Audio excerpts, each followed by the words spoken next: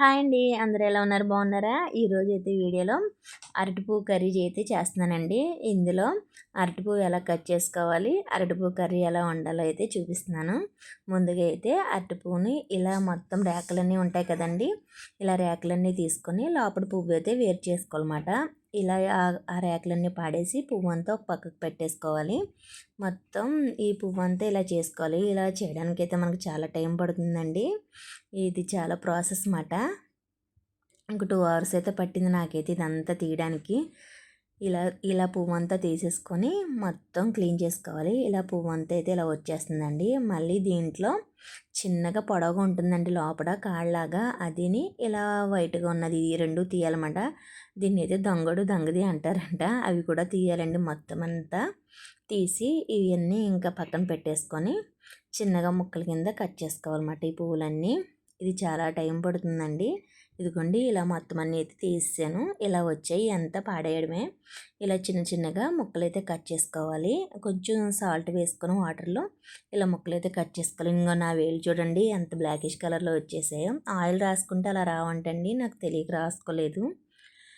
తర్వాత అయితే మనం కర్రీ చేయడానికి ఒక కప్పు కందిపప్పు, ఒక కప్పు అయితే పచ్చిశనగపప్పు నానబెట్టుకోవాలండి 1 అవర్ ముందు. ఇవి బాగా నానిపోయాక అలాగే ఒక 6-7 ఎండుమిరపకాయలు కూడా ముందుగా నానబెట్టుకొని పక్కన పెట్టేసుకోవాలి.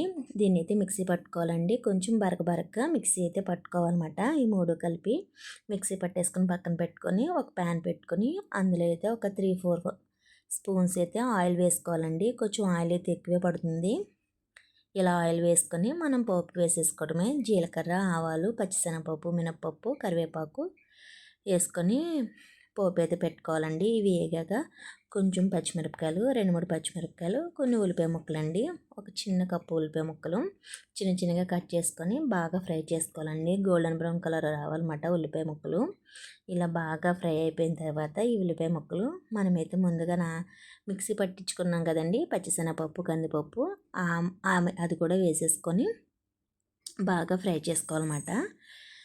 ఇది పచ్చివాసన పోయేంత వరకు బాగా ఫ్రై చేసుకోవాలి. ఇలా ఫ్రై చేసుకోవడానికి అయితే చాలా టైం పడుతుందండి. కలుపుతూనే ఉండాలి, లేకపోతే అడుగు పట్టేస్తుందన్నమాట. ఆయిల్ కూడా ఎక్కువ పడుతుంది కర్రీకి. ఇలా కలుపుకుంటూ బాగా ఫ్రై అవుతుందండి. ఇలా ఫ్రై అయిపోయాక మనమైతే ఇది ఇలా కొంచెం పక్కకు పెట్టేసుకొని మళ్ళీ కొంచెం ఆయిల్ వేసుకోవాలండి. ఒక 2 స్పూన్స్ అయితే ఆయిల్ వేసుకొని మనం ముందుగా అరటిపువ్వు కట్ చేసుకొని పక్కన పెట్టుకున్నాం కదండి వాటర్లో, ఆ పువ్వు కూడా ఈ ఆయిల్లో వేసుకొని ఫ్రై చేసుకోవాలండి. ఇది కూడా బాగా ఫ్రై అయిపోయాక మొత్తం అయితే ఇంక ఇలా కలుపుకోవాలి. ఇలా కలుపుతూ బాగా ఫ్రై చేసుకోవాలండి.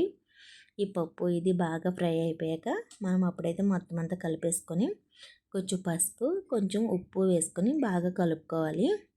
ఇది బాగా కలుపుతూనే ఉండాలండి. మనం కలపకపోతే ఇదైతే అడుగు పట్టేస్తుంది అన్నమాట. పచ్చెనపప్పు, కందిపప్పు మిక్సీ పట్టాం కదండి, అందుకని అడుగు పట్టేస్తుంది. అందుకని బాగా కలుపుతూనే ఉండాలి.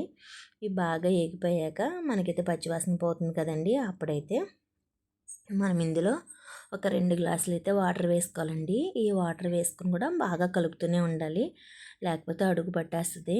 ఇలా కలుపుతూ ఉండి బాగా ఒక మూత పెట్టేసుకొని ఒక 15 మినిట్స్ వదిలేయాలండి. మధ్య మధ్యలో మూత తీసుకుంటూ కలుపుతూ ఉండాలి.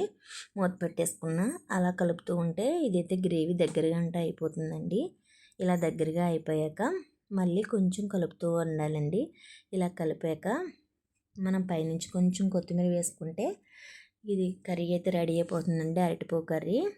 ఇదిగోండి ఆయిల్ అయితే ఇలా వదిలేస్తుంది. ఇలా వదిలేక మనం ఇంకా కొత్తిమీర చింపుకుంటే అరటిపువ్వు కర్రీ అయితే రెడీ అయిపోతుంది. ఈ వీడియో నచ్చితే లైక్ చేయండి. కొత్తగా మన ఛానల్ చూసేవాళ్ళు సబ్స్క్రైబ్ చేసుకోండి. Bye friends.